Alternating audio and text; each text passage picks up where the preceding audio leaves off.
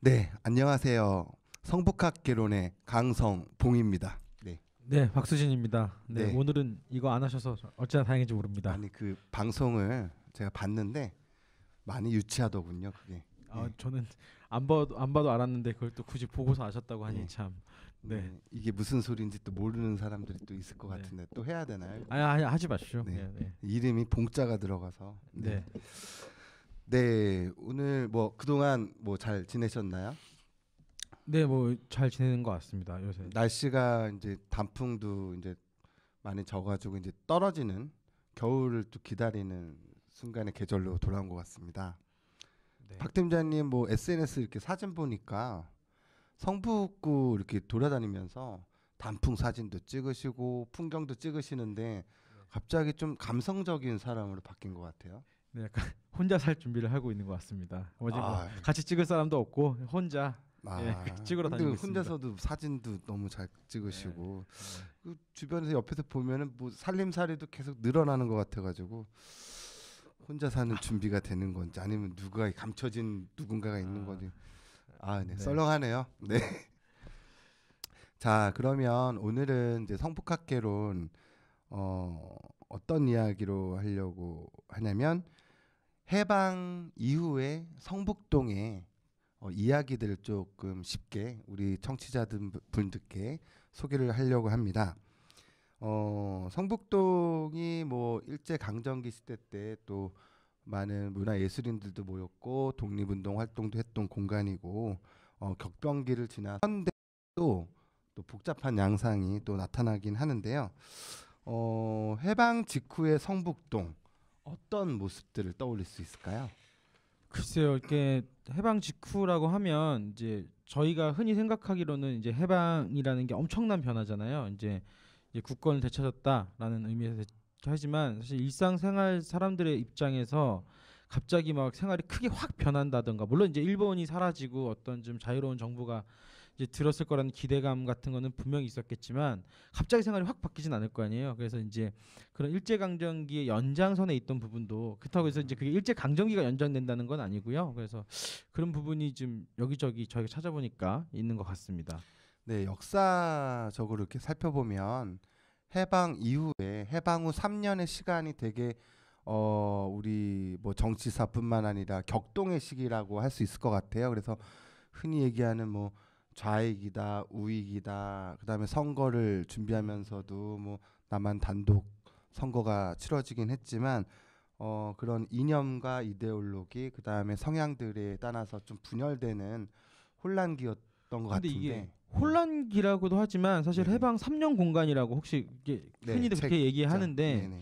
그 공간이 혼란기이기도 하지만 유일하게 우리나라 역사에서 통일의 가능성을 갖고 있던 시기이기도 했던 음, 시기이죠. 근데 이제 48년이 이제 넘어가면서부터는 완전히 이제 그 가능성이 사라지고 남한은 남한대로, 북한은 북한대로 이제 네, 이렇게 어떤 정부를 수립하게 되는 거라서 혼란의 시기이자 사실 가능성의 시기였던 게 48, 그 해방 3년 공간이 아닌가 이렇게 네. 생각을 하게 이렇게 됩니다. 큰 흐름 속에서 마찬가지로 성북구 또 그 안에서도 성북동 같은 경우도 그런 분위기들이 이렇게 모습들이 보여지는 것 같아요.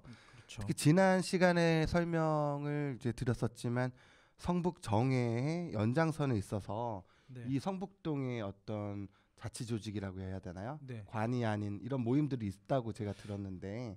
그러니까 일단은 제가 이제 저희가 사실 이걸 기억을 사실 저번 시간에 한 거니까 못 하실 수도 있겠지만, 이제 네네. 저번에 얘기했던 게 성북 정회라는 걸 얘기했는데요.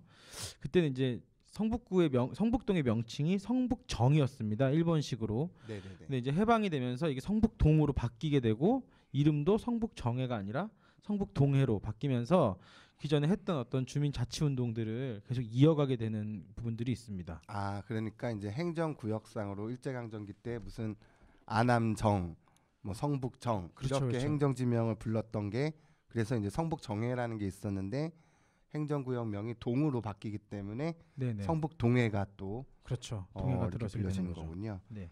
근데 제가 알기로는 그 당시 이제 동회에 관련돼 가지고 동회장 하셨던 분들이 예를 들면 뭐 네. 1동, 2동 네. 이렇게 나름대로 이렇게 예. 구분이 되면서 그 동회장 출신이 또 국회의원 또 네. 됐다는 분들도 제가 알고 있거든요. 그러니까 이제 지금으로 따지면 주민자치위원이신 분이 네. 국회의원이 되신 거죠. 네. 그러니까 이제 저희가 이제 찾은 거로는 3대 국회의원을 지내셨던 김일이라는 분인데 네. 사실 뭐 그분이 어떤 활약을 했는지까지는 저희가 자세히 조사는 못했어요. 근데 네네네. 이제 근데 저희가 주목했던 거는 오히려 이제 그런 활동보다는 동해라고 해서 동해서 주민자치 운동을 하셨던 분들이 자체적으로 커져가지고 그분들이 어떤 국민을 대표하는 이제 국회의원이 됐다라는 거를 볼 때 성북동의 어떤 주민자치 운동이 얼마나 활발했는가 뭐 이런 것들을 단적으로 보여주는 예가 아닌가 네. 그런 생각을 했기 때문에 예, 좀 주목을 해봤습니다. 그분한테는. 지금도 저희 지역에서는 각 동 단위로 뭐 마을계획단도 있고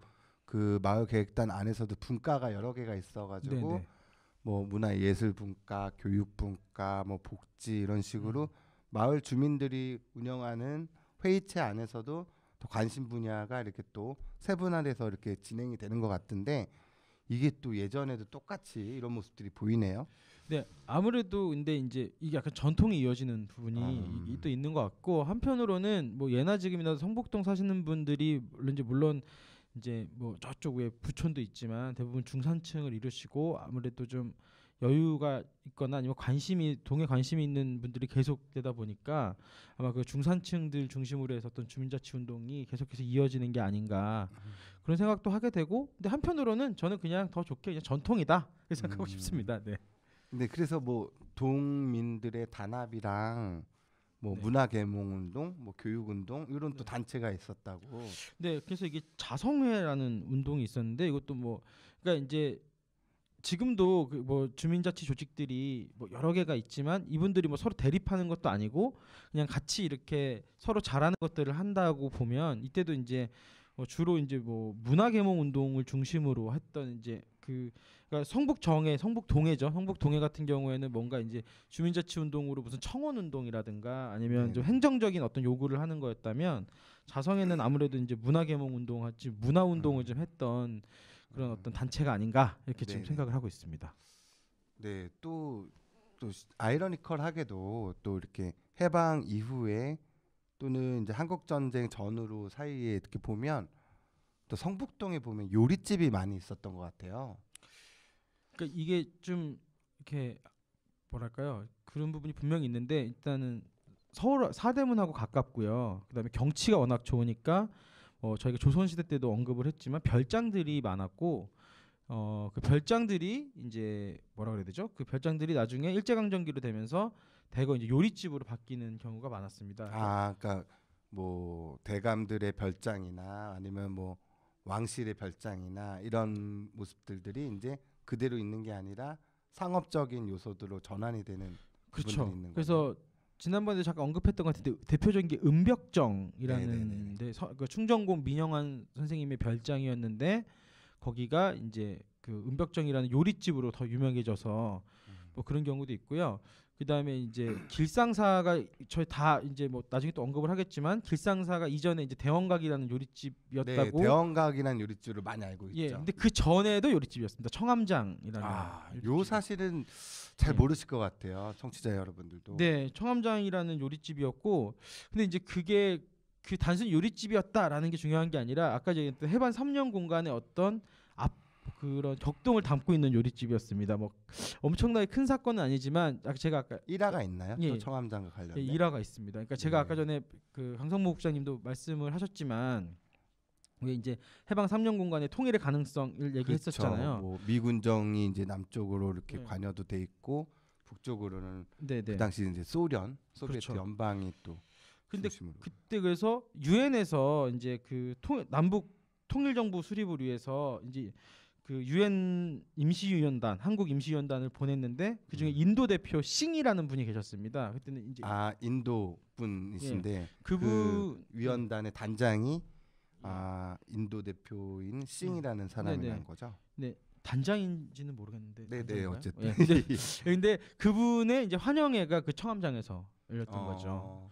네. 그렇다면은 어쨌든 통일 정부 수립을 나름대로 하려고 했고 준비를 하고 있었는데 이제 유엔에서 파견된 그 임시 위원단 사절들의 그 환영회, 네. 이거를 청암장이라는 요리집에서 했다라는 네. 거죠. 그리고 그 청암장도 또 거슬러 올라가면 네네. 친일파 백인기라는 사람의 별장이었다. 그러니까 이제 결국 그쪽도 지금도 사실 근데 황국장님 거기 길상사 가보셨죠? 길상사 뭐 계곡 물줄기도 딱 있고 단풍도 너무 이쁘고. 그렇죠. 근데 거기가 딱 별장터입니다. 그렇게 보면. 네. 그러니까 거기도 예전에 이제 아마 별장이었고 그게 이제 뭐 백인기한테 넘어왔고 이렇게 된 게 아닌가. 네, 지금 네. 그렇게 생각할 수 있을 것 같습니다. 그런 또 에피소드가 있네요. 또 뭐 대원각도 있지만 또 삼천각도 그 당시 또 그거는 좀 60년대. 그렇죠. 그때는 이제 뭐 7.4 공동선언 그쯤에 만들어진 거라서. 그러면 이제 삼천각보다는 대원각 죄송합니다. 대원각보다도 앞서서 은벽정이 있었고 청암장이 있었다라는 거네요. 그렇죠. 네네. 성북동에. 알겠습니다. 또 성북구 이렇게 전체적으로 보면 정치적인 그 정치인들 인물도 보면 뭐라고 해야 되나 어느 한쪽 파에 치우친 사람들보다는 중도파 그렇죠. 이런 인물들이 많았던 것 같아요. 대표적인 인물이 누가 있을까요? 그러니까 사실 딱 이게 성북동은 아니지만 성북구의 아주 대표적인 정치인으로 아까 전에 강성 목장이 얘기한 대로 이렇게 말씀하신 부분이 좌우협상파 해가지고 조소왕 선생이 있습니다. 유명하신 분이죠. 예, 그 당시 때 그분이 되게 유명한 이유 중에 하나는 그 1950년 5월 30일에 이제 국회의원 선거를 하게 되는데 사실 한국 전쟁 조금 한 달 정도 이전이죠 하게 되는데 이분이 그 조병옥 당시 이제 그 권력자죠 경찰서장 그 조병옥 선생을 큰 표 차이로 이기고 그 전국 최다 득표라는 게 이 선거인가요? 네네 전국 최다 득표 차라고 알고 있고요. 근데 그 당시 선거가 되게 재밌었던 게 아마 그때 이제 대한민국 국민들의 어떤 염원을 담고 있었던 것 같아요. 뭐냐면 그때 이미 이제 분단이 거의 확실해진 상황이었음에도 불구하고 남북 협상을 계속 해야 된다. 그다음에 여전히 아직 한국 전쟁 전이니까요. 여전히 통일을 갈망했던 어떤 그 국민들의 어떤 그런 열망들이 나타나서 그 당시 조소왕 선생을 포함해서 중도파라고 알려진 사람들이랑 남북 협상파가 대거 당선이 되기도 합니다. 그 선거에서. 그러면 꼭 성북구뿐만 아니라 전국적인 분위기가 물론 이승만 대통령을 중심으로 남한 단독 선거 이후에 이렇게 정권이 수립이 됐지만 한국 전쟁 이전까지는 아무래도 역시 통일을 해야 된다라는 중도파의 어떤 철학이나 이런 것들이 국민들이 알아준 거네요. 그렇죠. 그리고 사실 또 조소왕 선생이 더 대단한 거는 그 조병옥이라는 분을 이겼다는 것도 이긴 거지만 그 조병옥이라는 분이 이제 나중에 뭐 이분도 뭐 나쁜 분은 아니죠 사실 선거에서 뭐 또 좋고 나쁜 분은 없어요. 근데 이제 당시에 이제 그쪽 캠프에서 요새 따지면 선거 캠프에서 이제 흑색 선전을 하거든요.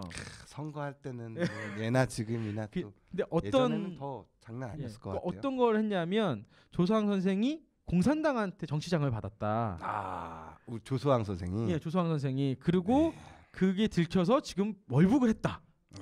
이런 소문이 선거 당일날까지 도는데 흑색 선전이 지금이랑도 지금보다 훨씬 심하죠 사실. 더 심하네요 오히려. 그런데 그럼에도 불구하고 엄청난 표 차이로 이기고서 당선이 됐으니까 한국 국민들이 어떤 그 통일에 대한 열망이라 그래야 되나요? 이런 것들이 상당히 강했다 이렇게 생각할 수 있을 것 같습니다. 지금도 분단되어 있긴 하지만 어쨌든 제가 이제 대학에 강의를 나갈 때 이렇게 학생들한테 설문조사를 이렇게 해보면 자 그럼 통일을 해야 됩니까? 말아야 됩니까? 이렇게 물어보면 지금 젊은 세대들은 그 통일을 반대하는 쪽이 한 70%가 넘는 것 같아요. 사실 그거를 뭐 누구가 옳다 아니다 이런 개념이 아니라 그런 흐름이나 젊은 세대들이 공감하는 게 예전 세대랑은 좀 차이가 있는 것 같아요. 근데 확실히 그럴 수밖에 없는 게 예를 들어서 저희가 이제 그 일제 강점기라 하더라도 어찌됐건 1945년까지는 이제 한반도 안에서 통일 어찌됐건 그 분단되지 않은 어떤 것들이었는데 그 45년에서 50년 사이 특히 48년 넘어가면서는 한 1, 2년 사이에 확 나라가 갈렸다고 했을 때 아마 대부분의 사람들은 그걸 납득을 못했을 것 같아요. 이게 왜 우리가 저쪽 땅을 못 가냐 당연한데 근데 지금 젊은 세대들 같은 경우에 저도 마찬가지지만 뭐 이제 좀 분단 상태를 너무 당연하게 받아들이고 그 시대에 태어나서 그러니까 이제 뭐 그다음에 그 저희보다 윗세대들은 부모님 중에 이제 고향이 북에 계신 분들도 꽤 많이 계실 거고요. 그런데 지금 세대들은 부모님이 북에 계신 분은 없을 거 아니에요. 그러니까 그렇죠. 그런 또 분단의 아픔이나 이런 네. 것들에 대해서 좀 더 무딜 수밖에 없지 않나. 그들의 잘못인 게 아니라 네. 뭐 그런 생각도 해보게 됩니다. 네. 알겠습니다. 네, 그렇게 돼서 이제 광복 이후에 해방 3년 후에 그 소용돌이라고 해야 되나 혼란이라고 해야 되나 아니면 어떤 흐름의 급격한 상황 속에서 결국은 이데올로기의 대립과 또 이게 단순히 남한과 북한만의 문제가 아니라 미소 냉전 또 유엔군도 참여하는 한국 전쟁. 예전에는 저희 교과서에서 다 6.25 전쟁이라고 했는데 학자들은 한국 전쟁이라는 표현을 쓰더라고요. 네, 아마 그게 이제 좀 이렇게 외국에서도 이제 한국 전쟁을 표현할 때 코리안 워라고 쓰고요. 네네. 6.25라고 쓰면 이제 너무 이렇게 남북의 어떤 느낌만 있는데 한국 전쟁이라고 하면 약간 국제전이었잖아요, 사실상. 네네. 그렇죠. 약간- 여러 참전국이 있었고. 예, 그래서 이제 어떤 냉전 시대의 어떤 그런 서막을 알리는 것 같은 전쟁이었기 때문에 네네. 그래서 이제 약간 국제전의 의미를 강조하다 보면 이제 한국 전쟁이다 이렇게 좀 네. 주로 쓰는 것 같긴 그러니까 합니다. 2차 세계 대전 이후의 세계적인 틀 시스템 체제가 어쨌든 이데올로기의 대립으로 가고 그게 전쟁으로까지 이렇게 시작되는 그렇죠. 첫 단추가 또 예, 한국 전- 아픔의 그 한국 전쟁이네요. 네. 사실 전쟁은 정말 뭐 저희는 일어나면 안 되죠. 예, 겪어보진 않았지만 그 사진만 봐도 너무 끔찍하잖아요. 맞습니다. 그래서, 네. 그렇다면 한국 전쟁이 정말 뭐 혼란스럽고 또 많은 희생자도 이렇게 발생을 하고 됐는데 그 당시 또 성북구 특히 성북동에도 예를 들면 지난 시간에도 얘기했지만 뭐 간송 선생님도 계셨었고 또 문화예술인들도 많았기 때문에 여기에 문화예술인이나 어떤 사건이나 이런 것들이 또 나름대로 많이 있었을 것 같아요. 특히 이제 간송 선생님 같은 경우는 그 문화재들 보화각 짓고 있었는데 어떻게 됐는지. 일단은 뭐 되게 유명한 얘기인데 일단 훈민정음은 직접 가져가셨대요. 아 뭐 몸에 옷깃 뭐 그렇게 뭐 가져가셨던 걸로 제가 알고 있고 네, 그럼 나머지 그 유물들은 예, 나머지 건 사실 다 그 엄청난 것들을 이고지고 가실 수는 없던 상황이었는데 그렇죠. 최순우 혹시 이제 그때는 여기 안 사셨지만 회곡 네네. 최순우 선생께서 그걸 지키셨다 이런 얘기가 전해져 오더라고요.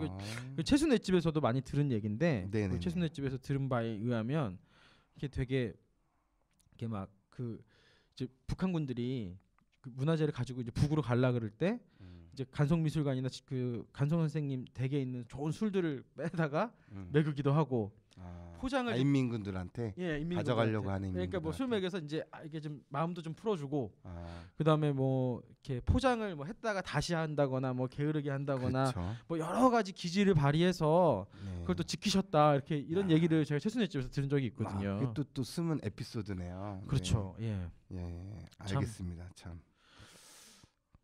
또 하나의 아픔은 저도 물어볼 텐데 이제 그때 보면 납북을 많이 하잖아요. 유명한 그러니까 사람들. 자발적으로 한 이제 월북이 있을 거고 예. 또 자기의 의지와 상관없이 또 이렇게 강제로 연행되거나 납북되는 분들도 계셨고. 그렇죠. 근데 성북동에 그 월북과 납북한 분들이 다 계시죠. 네. 그러니까 제가 알기로는 서울 지역에도 약 2천여 명이 예. 이렇게 납북이라고 해야 되나 월북 포함인가요? 아니 납북 그게 저도 정확히 그건 기억이 안 나는데. 성북이 납북된 분 한 220여 명 정도 예, 된다고 꽤 많다고, 제가 알고 예. 있거든요.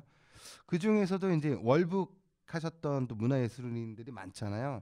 네, 월북하신 분들은 이제 뭐 이태준 선생이라든가 네, 이태준, 김용준, 예, 박태원, 박태원, 예, 그다음에 국어 박태원 같은 경우가 향수 쓰신 또 정지영 선생은 월북이에요, 아마도 납북이에요? 납북된 것 같습니다. 아, 왜냐하면 그 제가 이제 그 정지영 선생이 쓴 수필이나 편지 같은 걸 본 적이 있는데 네네. 이태준 선생이 이제 그 전에 월북을 하거든요. 한국 전쟁 때 월북한 게 아니라 네. 이태준 선생 같은 경우에는 네네. 근데 이태준 선생한테 이제 되게 친한 친구였잖아요. 그래서 이제 그쵸. 돌아오라고 편지를 써요. 어. 예, 너 거기서 뭐 하는 거냐? 그러니까 정지용 선생이 예. 이태준 이제 선생한테 공개적인 편지 같은 걸 쓰는데 음. 아마 그런 걸로 봐서는 이제 둘이 친한 친구였지만 정치적인 지향은 좀 달랐던 것 같고요. 그다음에 아마도 정지영 선생은 그 전까지 한국 전쟁 날 때까지 이제 그 서울에 계셨고 남한에 계셨고 아마 이제 납북되다가 이제 아마 피폭을 당하셔서 돌아가신 게 아닌가 이런 추정을 할 수 있을 것 또 같습니다. 그 유명하신 그 조지은 선생님의 아버님도 이렇게 납북됐다라는 또 일화가 있잖아요. 조지은 선생님이 그 집을 네. 지키신다고. 그러니까 이게 그 이건 이제 조준 선생은 제가 이제 그래도 글을 좀 쓰려고 봐서 이거 네네네. 봐서 좀 봤는데 조금 설명해 주세요. 네.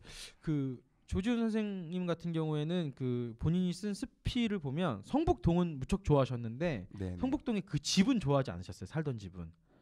왜냐하면 그 성북동의 정치를 다 느낄 수 없는 집이다.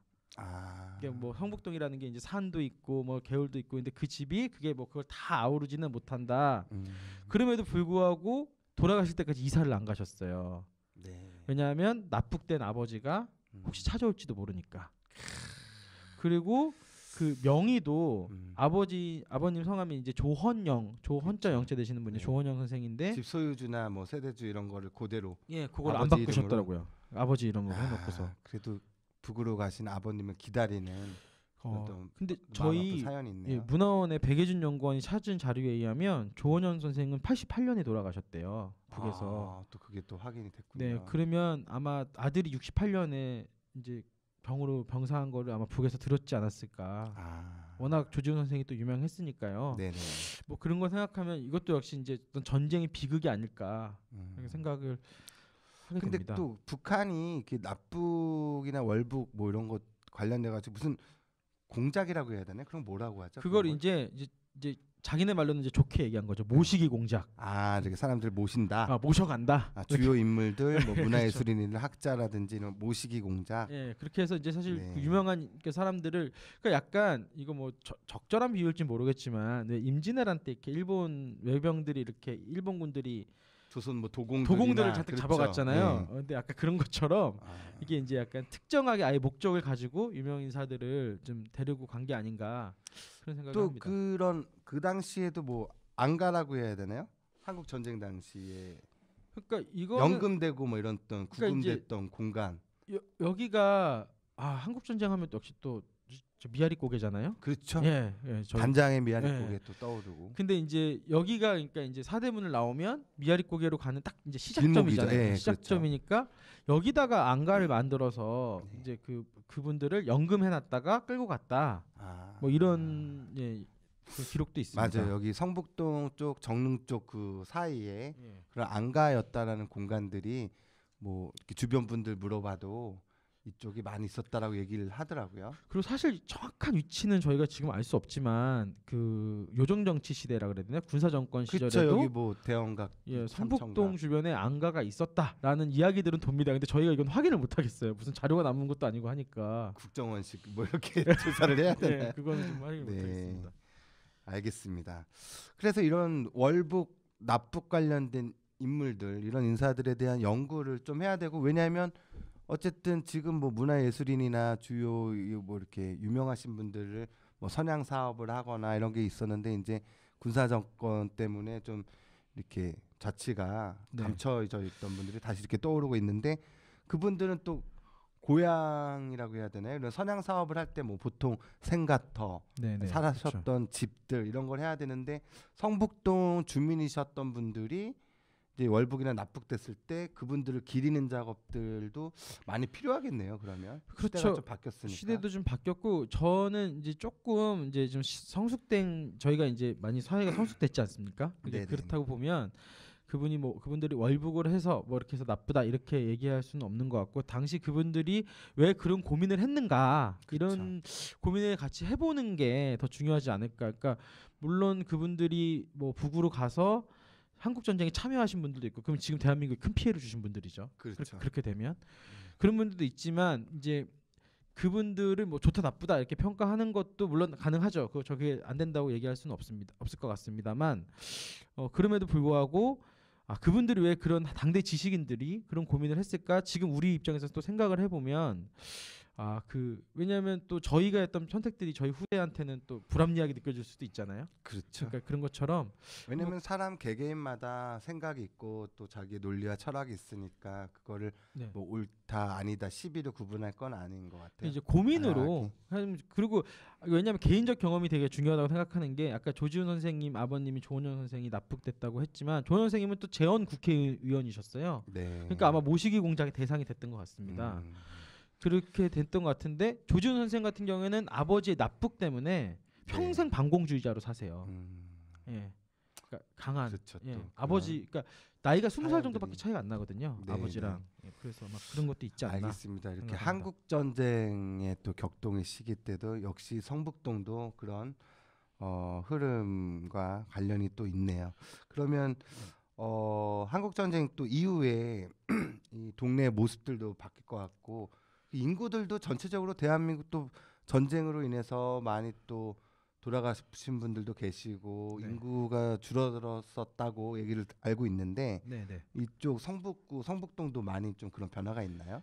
그러니까 이게 성북동은 상대적으로 좀 피해가 적었다라는 얘기는 아, 있는데 오히려? 상대적으로 그러니까 그 네네. 건물이나 이런 피해들은 좀 적었다고 하는데 그래도 저희가 이제 기록에 따르면 이건 제가 이제 찾아왔습니다. 기록에 네네. 따르면 그 전쟁 전에 13,372명이 성북동에 살았는데 네네. 전쟁 직후에는 5,546명. 그러니까 절반 넘게 줄어들었네요. 네, 확 줄었던 거죠. 그럼 여기가 상대적으로 약했다라고 하면 다른 지역들은 더 급격한 감소를 그렇죠. 이제 뭐 그렇겠네요. 피난도 가고 뭐 또 네. 근데 대신에 다시 해방 이후에는 급격하게 사람이 몰려들게 되는. 해방 이후가 아니라 이제 아, 한국 전쟁 한국 전쟁 이후에 이후에 제가- 네네네. 그러니까 아마 근데 여기는 꼭 이제 피해를 입었다 이런 것도 있지만 피난 가신 분들도 많았을 거고요. 네. 아마 이제 그래서 그래서 보니까 저희가 또 한양 성가 바로 바깥에 성북구 특히 이제 성북동, 삼선동 또 좀 넓게는 뭐 도남동까지 연결되는데 또 많은 또 서민들의 또 그 정착지로 네. 쪽으로 많이 오시는 것 같아요.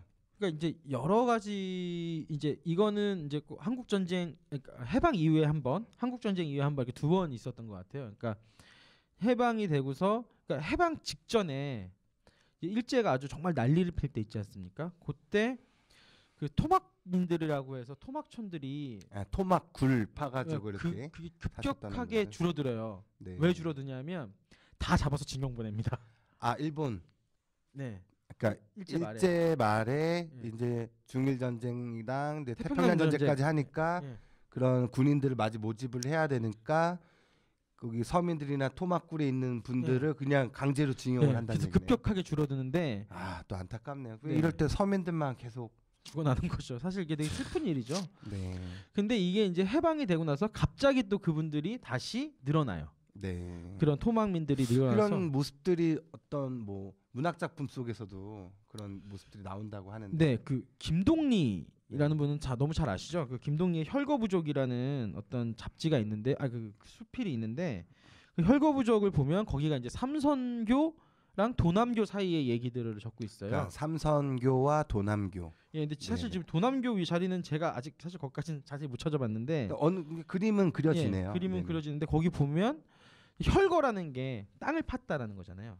그렇죠. 그러니까 약간 움집을 짓고 살았던 겁니다. 땅을 파가지고 움집처럼 집은 따로 못 지으니까 예, 그리고 일단 또 하나는 일제 때 이제 방공호 같은 걸 많이 이제 만들었잖아요. 폭격을 폭격, 막기 폭격, 예. 위해서 네. 그런 방공호 파고. 같은 데다가 이제 좀 지붕 같은 걸 얹어서 만들었는데 음. 그걸 너무 생생하게 그려주고 있어요. 그래서 이제 그런 생활들 얼마나 어려웠는가 서민들 생활이 네. 그렇게 돼 있고 근데 이제 한국 전쟁 이후에 이제 한국 전쟁 때 다 또 사라졌겠죠. 네네. 또 이제 그때도 이제 남북에서 다 이제 또 젊은 사람들은 병사로 끌고 갔을 거고요. 그다음에 피난 갔을 거고요. 근데 한국 전쟁 끝나고 나서는 다시 또 몰려들어서 그때 이제 그 저희 추정으로는 뭐 장수마을이라든가 네네. 국정마을이라든가 네네. 그때 이제 사람들이 많이 모이게 되는. 그 당시부터 좀 제대로 모이게 되는 건 그때부터가 아닌가. 네. 물론 그 전에 사람이 살긴 살았겠죠. 근데 이제 예, 알겠습니다. 이렇게 뭐 조금 얘기하려고 하면 시간이 또 금방 다 오네요. 네. 그러면 네. 일단은 이번 시간에는 그 해방 이후부터 한국 전쟁 네. 전후 상황까지 얘기를 하고 한국 전쟁 끝나고 나서 지금 이제 급격한 인구 감소였다가 다시 토막굴을 짓고 서민들이 또 이렇게 찾아오는 그렇죠. 이런 상황까지 이제 이번 시간에 얘기를 했는데 또 문학 작품 제가 알기로는 저희 문화원의 백혜준 선생이 성북소리에도 글을 쓰셨더라고요. 그 태백산맥? 네. 태백산맥의 작가. 한강? 태백산맥의 작가 조종래의 한강. 그렇게 되는 거예요? 네, 그렇게 되죠. 그렇게 된 거죠. 아니 이거 준비된 자료에는 태백산맥이 등장한다고 해서 제가 네. 순간적으로 네. 한강일 텐데 하면서 그랬거든요. 태백산맥의 유명하신 그 작가이신 조종래 선생님의 작품 네, 한강에 성북동의 그런 모습들이 이제 묘사됐다라고. 그렇죠. 이제 성북동이 이제 그 당시 이제 중산층 동네, 그다음에 서민 동네로 이렇게 돼서 이제 이렇게 이제 막 자리 잡았던 어떤 이제 그 하숙생이라 그래야 되나 그런 사람들이 이렇게 이야기들이 나오는데 그래도 성북동이 그나마 좀 낫다는 거예요. 딴 데에 비하면. 알겠습니다. 아, 전차 여기 때문에. 요거 조금 더 길게 가면은 예. 시간이 애매할 것 같아요. 요거는 다음 시간에 네. 조종래 쌤이 또 여기 성북동에서 또 직장도 그렇죠. 근무하셨다고 그 하니까 알겠습니다. 그러면 요번 시간에는 되게 성북 애매할 때 끊으시네요. 되게 애매해요. 지금 뭐 이렇게 들어가려고 했는데 네. 들어갔다 빠졌다 이게 네. 안 되네요. 오늘은 또 간만에 이렇게 방송하니까 네. 긴장이 더 되는 것 같아요. 네. 그래서 오늘은 예. 해방 이후의 성북동 네. 이야기, 특히 이제 해방 후 3년, 그다음에 한국 전쟁 직후까지. 전후까지 얘기를 해봤습니다. 네, 그럼 오늘은 이 정도로 마치도록 하겠습니다. 다음 시간에 뵙도록 하겠습니다. 감사합니다. 감사합니다.